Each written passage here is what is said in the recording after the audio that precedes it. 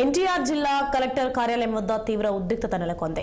రైతులు పండించిన ధాన్యాన్ని మద్దతు ధర ఇవ్వాలని డిమాండ్ చేస్తూ జిల్లా కలెక్టర్కు వినతిపత్రం సమర్పించేందుకు వెళ్తున్న వైసీపీ నాయకులను పోలీసులు అడ్డుకోవడంతో పోలీసులకు నాయకులకు మధ్య వాగ్వాదం చోటు చేసుకుంది.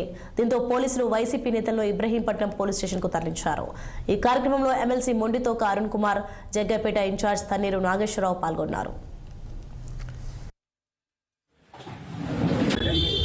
రైతుల పక్షాన రైతుల కోసం వైఎస్ఆర్ కాంగ్రెస్ పార్టీ అధ్యక్షులు జగన్మోహన్ రెడ్డి గారు ఇచ్చిన ఆదేశాల మేరకు రైతుల పక్షాన పోరాడుతుంటే నాయకుల్ని రైతుల్ని కూడా జైల్లో పెట్టి నిర్బంధించిన ప్రభుత్వం ఏదైనా ఉందంటే ఒక తెలుగుదేశం పార్టీ ప్రభుత్వం మాత్రమే.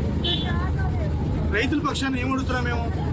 మీరు ఏదైతే హామీలు ఇచ్చారో రైతుల కోసం అన్నదాత సుఖీభావ పథకం కింద 20,000 కోట్ల పెట్టుబడిని ఏ విధంగా ఇచ్చారు, ఏ విధంగా ఇస్తానన్నారు, ఏ విధంగా ఇచ్చారు, ఎంత ఇచ్చారు, ఇవ్వలేదు, ఎందుకు ఇవ్వలేదు?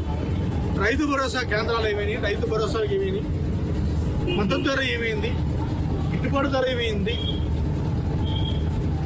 ఏదైతే ధాన్యం ఏదైతే పాడైపోయిన ధాన్యం ఏమైంది, వాటికి ఇచ్చే మీరు రేట్లు ఏంటి, ఇవన్నీ కూడా మీరు చేస్తారన్న పనులే కదా, ఎందుకు చేయట్లేదని చెప్పి రైతుల పక్షాన కలెక్టర్ ఆఫీసులో విజ్ఞాపన పత్రం ఇస్తానని వెళ్తే ఈరోజు ఎన్టీఆర్ జిల్లా నాయకులందరినీ కూడా నిర్బంధించి పోలీస్ స్టేషన్ తిప్పి ఈరోజు ఇబ్రహీంపట్నం పోలీస్ స్టేషన్ రైతుల పక్షాన కాంగ్రెస్ ప్రభుత్వ నిర్లక్ష్యం గురుకుల విద్య